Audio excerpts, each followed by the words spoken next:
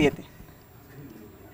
सोलापूर लोकसभा मतदारसंघ ही अत्यंत चुरशीची असणारी निवडणूक, कारण सोलापूर लोकसभा मतदारसंघामधून दोन तरुण उमेदवार उभे होते। त्यापैकी एक काँग्रेसच्या प्रणिती शिंदे महाविकास आघाडीकडून निवडणुकीच्या रिंगणात आहेत। आतापर्यंत आमदार म्हणून महाराष्ट्राच्या विधानसभेवर जात होत्या, लोकसभेच्या रिंगणामध्ये त्या पहिल्यांदाच उतरलेल्या आहेत। माजी मुख्यमंत्र्यांच्या कन्या आहेत आणि राम सातपुते माळशिरसचे आमदार आहेत, जे या निवडणुकीमध्ये पहिल्यांदाच लोकसभेच्या रिंगणामध्ये आहेत।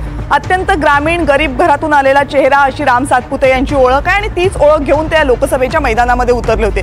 दोन तरुण समवयस्क म्हणूयात उमेदवारांमध्ये ही लढाई होते। काय वाटतं, प्रणिती की राम सातपुते? सातपुते याचं कारण असं की मला असं वाटतं की सर्वसामान्य मतदार ना आता प्रस्थापितांच्या विरुद्ध जायला लागलेला आहे। ओके। आणि त्याच्यामुळे जो डिप्राइव्ड किंवा वंचित माणूस आहे ना, तो आपला चेहरा त्यात बघत असतो आणि म्हणून सातपुते। ओके। प्रणिती कारण प्रणितींनी बऱ्याच आधीपासून इथे तयारी केली होती। सुशील कुमार शिंदेंनी त्यांची असलेली सगळी ताकद वापरून काही मोठी पक्षांतरं घडवून आणली होती। राम सातपुते अत्यंत आश्वासक चेहरा आहे, त्यांचा समाज वेगळा आहे, त्यांची उमेदवारी अगदी उशिरा जाहीर झाली। वंचितचा इथे म्हणावा तसा परिणाम तर नाहीच, उलट पक्षी वंचित सातत्याने सांगायचे की प्रणिती भाजपमध्ये जाणार आहे, त्याचा कुठेतरी फटका मिळून वंचितला इथे मतं खेचता येणार नाहीत। ओके। आणि त्याचा फायदा या भागामध्ये चिरपरिचित असलेल्या आणि तिथल्या राजकारणाची जाण असलेल्या प्रणिती शिंदेला मिळेल। राम सातपुते एक, प्रणिती एक। प्रणितीला यावेळी एज आहे। ओके। कारण शिंदेसाठी ही this is fight for survival. Okay. म्हणजे प्रणितीला विधानसभेमध्ये लोक आणखी पुन्हा किती वेळा निवडून देतील याची गॅरंटी असेल नसेल याची काही मला वाटत नाही। त्याच्यामुळे त्यांनी लोकसभेत एक त्यांना प्रमोशनचा दिसलं की now she should be promoted, promotion देण्यासाठी हा अत्यंत चांगला अपॉर्च्युनिटी, चांगली संधी होती।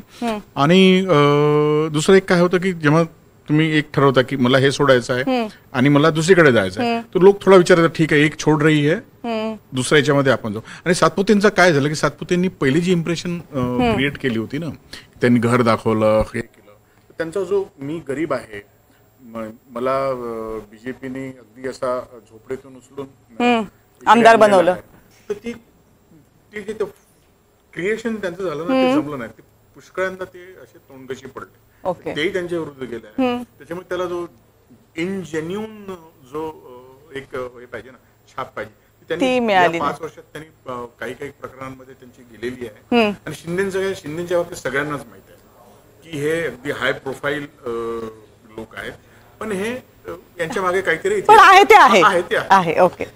प्रणिती शिंदे येईल त्याचं कारण असं की भारतीय जनता पक्षानं इथं यापूर्वी दिले दोन्ही खासदार अत्यंत वाईटातले वाईट खासदार होते, शरद बनसोडे आणि आचार्यचे महाराज। त्याच्या संदर्भात त्यामुळे प्रचंड तिथे नकारात्मक भावना भारतीय जनता पक्षासंदर्भात होती। पुन्हा एक तिसरा बाहेरचा उमेदवार, त्याचाही अत्यंत उर्मट असा त्यातला व्यवहार, म्हणजे सार्वजनिक सभेतला आणि आणि एकीकडे प्रणितीचं कल्चर्ड व्यक्तिमत्व, याचा निश्चित फायदा होईल। तिसरा फॅक्टर हा विजयशील मोहिते पाटील, धैर्यशील मोहिते बरोबर राष्ट्रवादीत प्रवेश झाल्यामुळे म्हणजे आपला कळ वाटेत एकदा विजयशील मोहिते पाटील राजन पाटलांच्या घरी जाऊन भेटून आल्याचं कळलं असेल, तो एक फार मोठा सिग्नल होता की तर त्याचा फायदा सगळा प्रणिती, म्हणजे 3-1 प्रणिती 3 प्रणिती शिंदे निश्चित जिंकतील। ओके। कारण म्हणजे जरी इकडे हिंदुत्ववादी मतदार शहरात दिसला, ग्रामीण भाग जसं मी मागे पण बोललो, ग्रामीण भागातला वोटर हा प्रणिती शिंदेकडे जाताना दिसला। ओके। ते लिंगायत समाज जो आहे तो पण मोठ्या प्रमाणात या मतदारसंघात आणि थोडंसं लांब लातूरमध्ये हा पण काँग्रेसकडे झुकलेला दिसला। त्याच्यामुळे मला असं वाटतं की ओव्हरऑल जे गणित आहे ते त्यांच्या बाजूने जुळलं आणि ज्या प्रकारे धैर्यशील मोहिते पाटील यांनी इलेक्शन म्हणजे उमेदवारी जाहीर होताना त्यांनी सांगितलं की बीडचं पार्सल परत पाठवणार, हे जे पूर्ण नॅरेटिव्ह सेट झालं त्याचा फायदा निश्चितच प्रणिती शिंदेना झाला। आणि मला अजून एक सांगायचं आहे, वंचित बहुजन आघाडीने त्यांचा पाठिंबा प्रणिती शिंदेना दिला, AIMIMनी उमेदवार उभा नाही केला। मागच्या निवडणुकीत वंचितला प्रकाश आंबेडकरांना 2 लाखपेक्षा जास्त मत होते, तर ती पण इकडे ट्रान्सफर होताना मला या वेळेला दिसतंय। म्हणून मला असं वाटतं की प्रणिती शिंदे यांना चांगला 4-1 राम सातपुते इथले सगळ्यात मताने चांगले मताने जिंकेल असं माझं व्यक्तिगत मत आहे। 4-2 मला वाटतं की प्रणिती शिंदे निवडून येतील। 5-2 प्रणिती शिंदे यांच्यासाठी 5 आणि राम सातपुते यांच्यासाठी 2। त्यामुळे या निवडणुकीमध्ये या मतदारसंघामध्ये प्रणिती शिंदे यांना आघाडी मिळताना दिसते, तर राम सातपुते यांना पिछाडी मिळताना दिसते। पुढचा मतदारसंघ यानंतर ज्या मतदारसंघाचा प्रभाव सोलापूरवर आणि सोलापूरचा मतदारसंघाचा प्रभाव ज्याच्यावर पडतो तो माढा लोकसभा मतदारसंघ, रणजितसिंग निंबाळकर विद्यमान खासदार होते, पुन्हा एकदा उमेदवारी घोषित करण्यात आली, प्रचंड विरोध झाला त्यांच्या उमेदवारीला, प्रचंड नाट्य रंगले या मतदारसंघामध्ये आणि शेवटी धैर्यशील मोहिते पाटील यांनी भाजपची साथ सोडली आणि तुतारी हातात घेतली। त्यामुळे धैर्यशील मोहिते पाटील राष्ट्रवादी काँग्रेस शरदचंद्र पवार पक्षाचे उमेदवार या मतदारसंघामध्ये आणि रणजितसिंग निंबाळकर हे भाजपचे उमेदवार। आता इकडून सुरुवात करते, निंबाळकर की मोहिते पाटील? धैर्यशील मोहिते पाटील। ओके, रणजितसिंह निंबाळकर। ओके, 1-1। धैर्यशील मोहिते पाटील मोठ्या फरकाने। 2-1। धैर्यशील मोहिते पाटील। 3-1। माळशिरसचे राजे कोण? धैर्यशील। 4-1। रणजितसिंग नाईक। 4-2। 5-2। त्यामुळे रणजितसिंग निंबाळकर यांना इथे आघाडी मिळताना दिसत नाहीये, धैर्यशील मोहिते पाटील यांना इथे आघाडी मिळताना दिसतेय। प्रचंड नाट्यमय घडामोडी घडलेला हा मतदारसंघ होता। यातली सगळ्यात महत्त्वाची घडामोड तुम्हाला कोणती वाटली? मला असं वाटतं की ही जी निवडणूक आहे माढ्याची ती अख्ख्या भारतीय जनता पक्षाने नंतर प्रतिष्ठेची केली। दुसरं असं आहे की विजयसिंह मोहिते पाटील हे अत्यंत लोकसंग्राहक मोहिते पाटील घराण्यातले नेते आहेत। हो, ते गेल्या काही वर्षांपूर्वी भाजपकडे आल्यानंतर भाजपला मोठा फायदा झाला। मोहिते पाटलांच्या साखर कारखान्यातल्या वर्चस्वाला पण तिथे खूप मोठा फायदा झाला। खरं तर अडचणीत असलेला साखर कारखाना भारतीय जनता पक्षाच्या आधारामुळे तगला।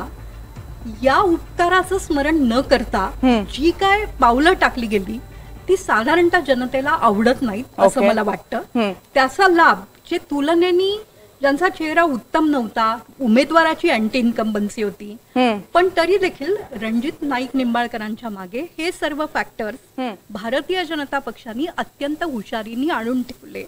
अत्यंत प्रतिष्ठेची निवडणूक केली गेली आणि मोहिते पाटलांना हरवणं म्हणजे रणजित सिंग बद्दल त्यांचं काय मत आहे मोहिते मला माहित नाही, पण धैर्यशील मोहिते पाटलांना हरवणं हे भारतीय जनता पक्षांनी त्यांचं लक्ष केलं, त्याचा परिणाम दिसेल असं मला वाटतं। सागर, मला वाटतं तुझं होम ग्राउंड ना हे? Kind of. आधी मी तिथे मतदार होतो, पण आता मी मुंबईत मतदार झालो आहे। मला या गोष्टीमध्ये रणजितसिंह निंबाळकरांचं जिंकण्याचं फॅक्टर जे मी सांगतो तर प्रामुख्याने पंतप्रधान नरेंद्र मोदी यांची माळशिरसमध्ये झालेली सभा, दुसरी गोष्ट शरद पवारांनी जवळपास 3 ते 4 सभा या मतदारसंघामध्ये घेतल्या। फडणवीसांनी शेवटची म्हणजे जिथे समारोप संपतो त्या दिवशीची सभा सुद्धा त्यांनी पंढरपूरमध्ये घेतली आणि याच भागामध्ये भीमा जो कारखाना आहे तिथला विठ्ठल जो कारखाना आहे तिथल्या उमेदवारांनी आयत्यावेळेस घेतलेली भूमिका याच्यामुळे रणजितसिंह निंबाळकर हे मताने जिंकतील हे माझं मत आहे। याचं कारण मुळात मोहिते पाटील यांना विरोध असणारा जो सेकंड टर्मचा जो जिल्ह्यातला राजकीय नेते आहेत म्हणजे संजय शिंदे, बबनदादा शिंदे, प्रशांत परिचारक ह्या सगळ्यांनी सोलापूरमध्ये खूप मेहनत घेतलेली आहे। आणि दुसरीकडे यावेळेस मोहिते पाटलांनी जी निंबाळकरांना विरोध केलेला आहे यामुळे निंबाळकरांना भलेही रामराजे निंबाळकरांच्या भावांनी फलटणमध्ये विरोध केला असला तरी फलटणमध्ये त्यांना चांगलं लीड मिळेल। मान खटावमध्ये पण रामराजे खरंच मदत करतील? रामराजे निंबाळकरांनी मदत केली नाही असं तिथे खूप लोकांचं मत आहे, कारण की त्यांच्या भावाने तर थेट उघड भूमिका घेतली होती। यामुळे राष्ट्रवादीमधली सुद्धा एक अंतर्गत वेगळा भाग आहे, पण मुळात मुद्दा असा येतो की तो तिथला उमेदवार आहे फलटणचा आणि त्याच्यामुळे तिथल्या लोकांची सहानुभूती मान खटाव आणि फलटणमधनं त्यांना चांगली लीड मिळेल। आणि दुसरीकडे पंतप्रधानांची झालेली इथली सभा, धनगर समाजाविषयी त्यांनी ज्या दिवशी जो पेहराव घातला होता समाजाला प्रतिनिधित्व करणारा तोही फार महत्वाचा आणि बोलका होता, त्यामुळे ओबीसी फॅक्टर सुद्धा तिथे फार मोठा आहे।